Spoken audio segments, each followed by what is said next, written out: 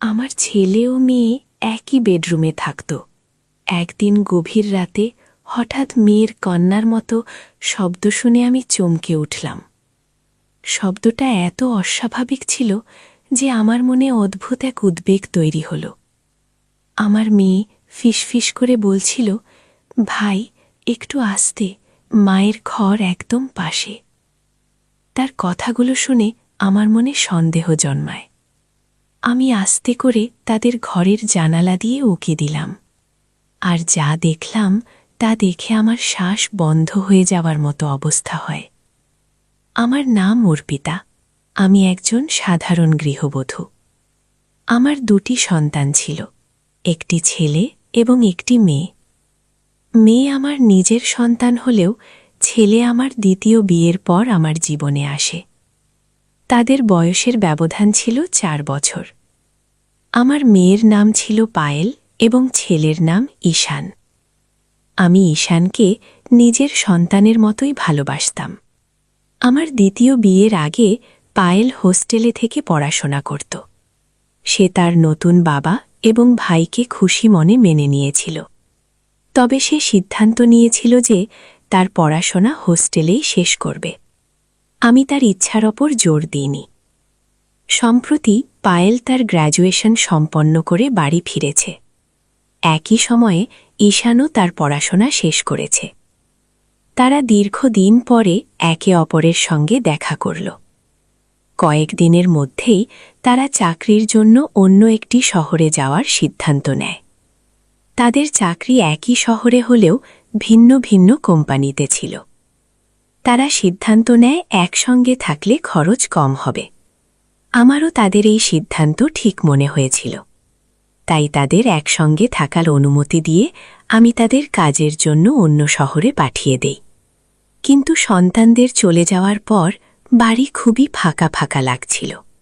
তবুও আমি জানতাম তাদের নিজেদের জীবন গড়ার জন্য এটি গুরুত্বপূর্ণ।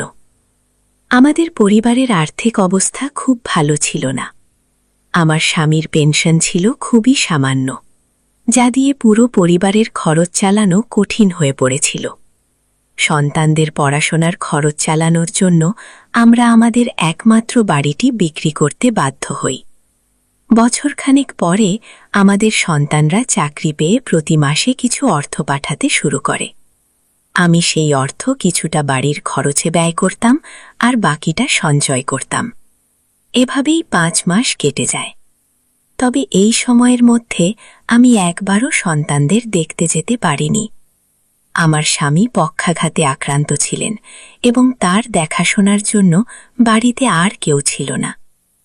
2 বছর পর দীপাবলির সময় ঘনিয়ে এলো। আমি সন্তানদের বাড়িতে আসার জন্য বলি, কিন্তু তারা কাজে ব্যস্ততার অজুহাত দিয়ে আসতে রাজি হয়নি।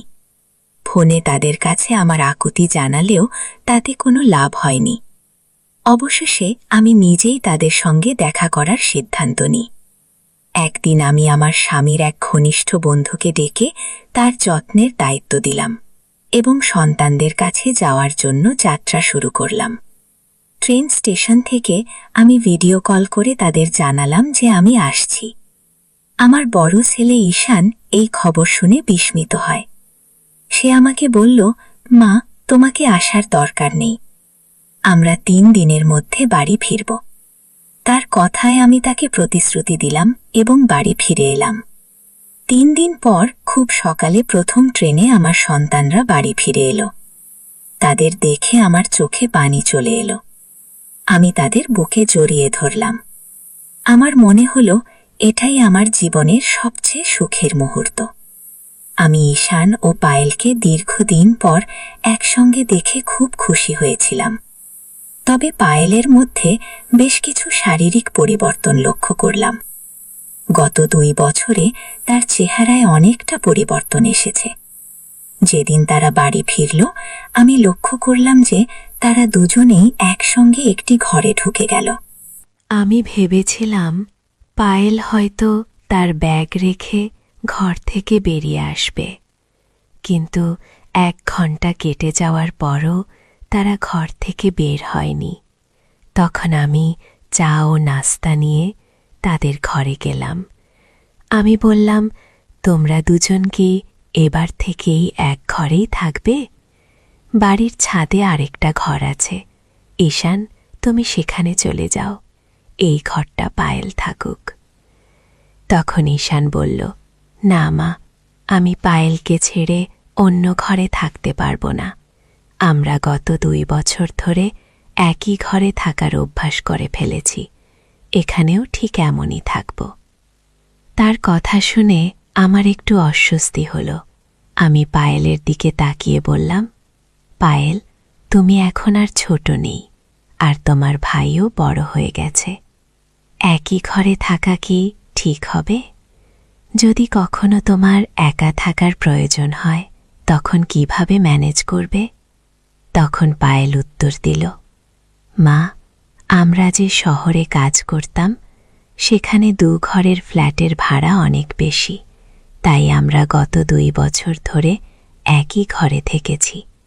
যখন সেখানে থাকতে পেরেছি, তাহলে এখানে কেন পারব না? আমার ছেলে ঈশান ও মেয়ে পায়েল একসঙ্গে একটি ঘরে থাকতে চেয়েছিল। আমি তাদের সিদ্ধান্তে আপত্তি করিনি। সেদিন আমি সারাদিন ঘরের কাজে ব্যস্ত ছিলাম। দুপুরে ঈশানের পছন্দের খাবার তৈরি করলাম এবং রাতে পায়েলর পছন্দ